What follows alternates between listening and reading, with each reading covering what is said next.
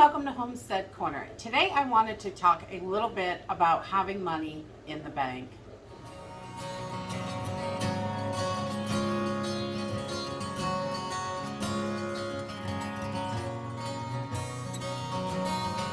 Pretty much all of us all use banks. We keep our money in there for, so we can use it. A lot of us don't have tons of money in the bank stacked up, but some do have a little bit of savings and things like that in there. It's nice to have it there so you're not dipping into it constantly and spending it. But really, the reality is your money safe in the bank? That's a question that a lot of people don't really think about. And over the years, if you look back at different things that have happened in different countries, I know years ago, I remember seeing in Greece when they had a really hard time financially, the country was struggling. In Greece, they had all these problems with inflation, all this stuff was going on, and the banks limited the amount of money that people could take out of their accounts. So having $1,000 in the account didn't mean anything. You could only get so much at a time, and that was it. They gave daily limits, and people could only get that amount of money out of the bank, no matter how much money they had.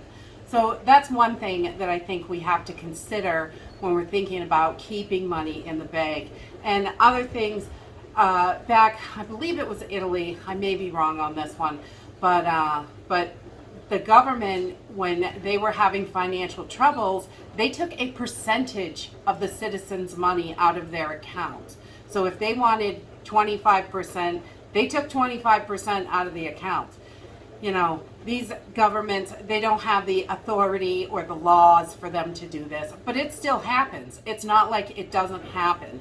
Also, currently, we're seeing up in Canada, they had a GoFundMe account for the trucker protest that they're doing up there. And GoFundMe, the government told GoFundMe to freeze the money, so they did. So they couldn't have the money. And that is just crazy. So the government gets to choose who has money. And, this isn't just one country. This happens all over the place. It could happen here. It absolutely can.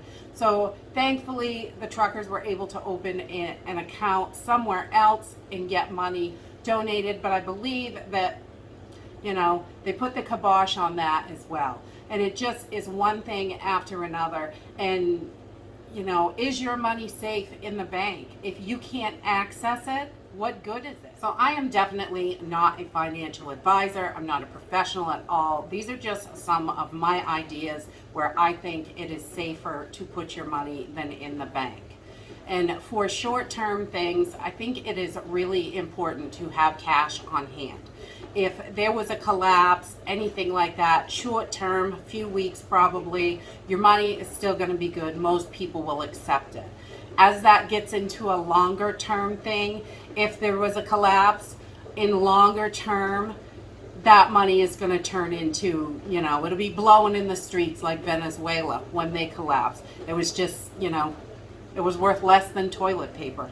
And it just, in those circumstances, I think we need to look at these different scenarios just to be prepared for what could come our way. We don't know what tomorrow holds, and I think it's important to be ready no matter what it is.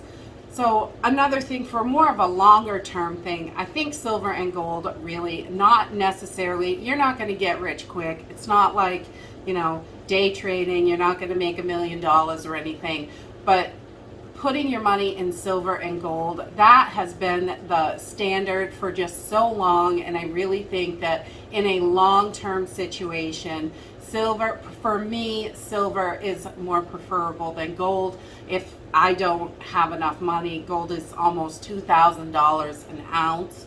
So a gold coin, that's almost unattainable for a lot of people. And I understand that. But silver is much lower and still retains its value over time, and it doesn't, it's not going to blow up, and you're not going to pay $30 today and get $400 next month for it. It's not that kind of thing, but it kind of holds your money so you don't lose all of your money. If the bank shuts down and you have no money in the bank, where are you? If you've got a few silver coins stacked away, I think that is a great idea for some of your money. Especially once you have all your preps, you have everything that you need, and maybe you have a little bit extra and you're working on a savings. That's really where I think silver and gold come in. It's after you already have everything you need, your bills are paid, you've got a little extra, maybe 200 extra a month, and you're starting a little savings nest egg. That's a great place for it, I think, is silver and gold.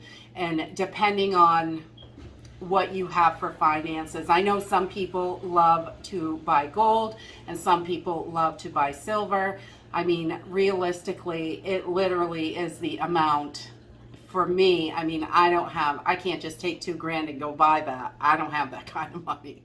I also think that silver is a little bit more liquid. It's easier to trade, to barter with silver because it is in smaller denominations, you know, a $30 coin or $40 coin versus a $2,000 coin. I think the silver is definitely easier to move, to trade, to cash in, anything like that.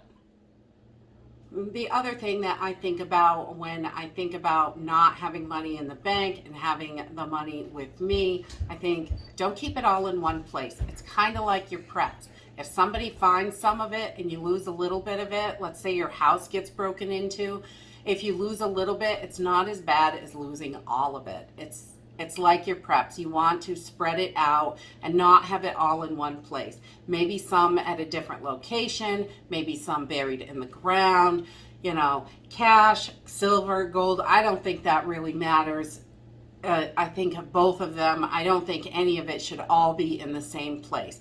You know, you may be stashing stuff under the cabinets, behind floorboards, pull up a board in the floor, stick it in the floors. Maybe you have a spot in the ceiling. I mean, there are tons of random places that you can put stuff that most people are not going to think about when they come in. If someone breaks into your house, a lot of times they want to get in and they want to get out as quickly as possible. And most of the time they want to do it when you're not home so they don't get confronted with anybody. So having it split up in many different places, I think, is the best idea. And I mean, that's just my opinion. I know some people think, you know, have a grandioso safe and have everything in one place, but that's not me. I really believe that you need to have this stuff spread apart, and, you know, the same as your preps, you need to be prepared to protect it.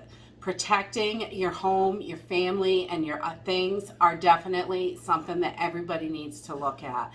If you are going to, even if you're storing 100 pounds of rice in your house, the reality is someone may want it. And if they decide to come in to take it, you need to be able to protect it yourself and protect your family. You don't want someone getting killed in your house over a cup of rice.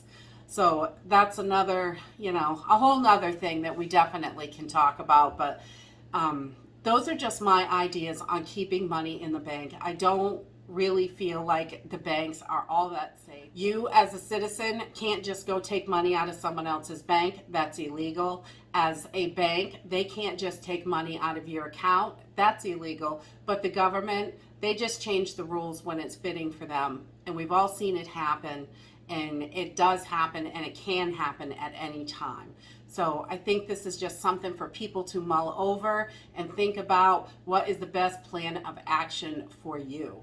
And each person's will be a little bit different, and that's okay. Do what works for you. And that is it for today. If you like this video, give me a thumbs up. Subscribe. I'll see you in the next video. Bye.